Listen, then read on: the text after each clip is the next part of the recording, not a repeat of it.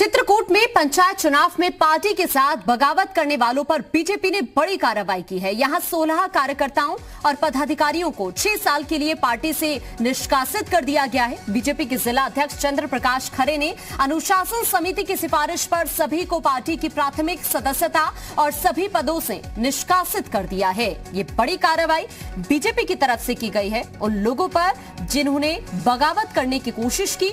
आपको ये भी जानकारी दे दें कि ऐसे 16 कार्यकर्ता और पदाधिकारी हैं जिन्हें 6 साल के लिए पार्टी से निष्कासित कर दिया गया है। चित्रकूट में पंचायत चुनाव में पार्टी के साथ बगावत करने वालों पर बीजेपी ने बड़ी कार्रवाई की है। 16 ऐसे कार्यकर्ता और पदाधिकारी जिन्हें पार्टी से निष्कासित कर दिया गया है। बीजेपी के जिला अध्यक्ष चंद्र प्रकाश खरे ने अनुशासन समिति की सिफारिश पर सभी को पार्टी की प्राथमिक सदस्यता और सभी पदों से निष्कासित कर दिया है। ये बड़ी कार्रवाई बीजेपी की तरफ से की गई है और कहीं ना कहीं ये जताया गया है कि पार्टी से बगावत कतई नहीं बर्दाश्त की जाएगी। अब इसी कड़ी में ये कार्रवाई की गई है बीजेपी की तरफ से और ऐसे 16 कार्यकर्ता और पदाधिकारी जिन्हें 6 साल के लिए पार्टी से निष्कासित कर दिया गया है। ओमकार सिंह हमारे संवाददाता ज्यादा जानकारी के लिए हमारे साथ जुड़ गए हैं। ओमकार, बीजेपी की तरफ से बड़ी कार्रवाई की गई है ऐसे कार्यकर्ता और पदाधिकारियों पर जिन्होंने पार्टी से बगावत करने की कोशिश की।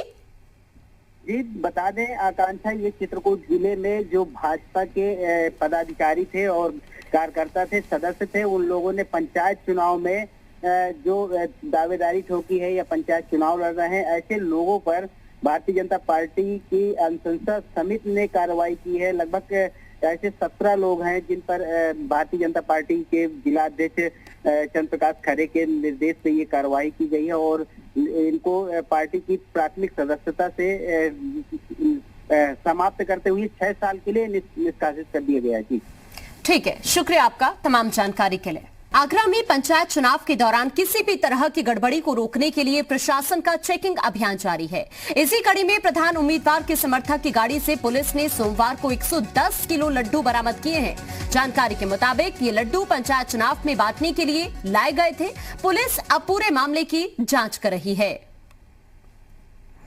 ये तस्वीर भी हम आपको दिखा रहे हैं। 110 किलो लड्डू बरामद किए गए हैं। प्रधान पद के उम्मीदवार के समर्थक की गाड़ी से ये लड्डू बरामद किए हैं पुलिस ने। खबर है पंचायत चुनाव में बांटने के लिए ये लड्डू लाए जा रहे थे। हालांकि अब इस मामले में पुलिस जांच पड़ताल कर रही है। पंचायत चुनाव के पहले चरण के मतदान के लिए चुनाव प्रचार आज थम जाएगा। शाम 5 बजे चुनाव प्रचार का शोर थम जाएगा। पहले चरण के लिए 15 अप्रैल को मतदान होना है। वहीं आज से तीसरे चरण के लिए 20 जिलों में नामांकन प्रक्रिया शुरू हो जाएगी। तीसरे चरण में 26 अप्रैल को वोट डाले जाएंगे।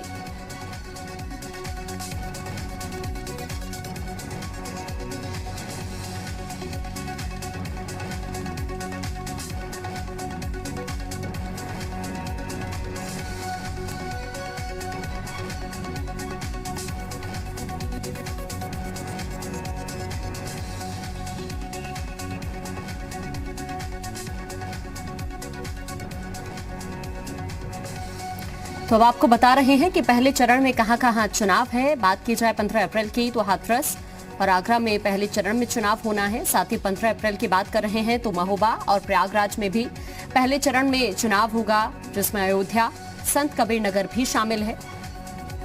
और साथ ही आपको ये ग्राफिक्स के जरिए हम बता रहे हैं गोरखपुर, जौनपुर, भदोही यहाँ पर पहले चरण में चुनाव होने हैं। कानपुर नगर, झांसी में भी पहले चरण में चुनाव होगा। इसके अलावा रायबरेली, हरदोई में भी पहले चरण में चुनाव होगा।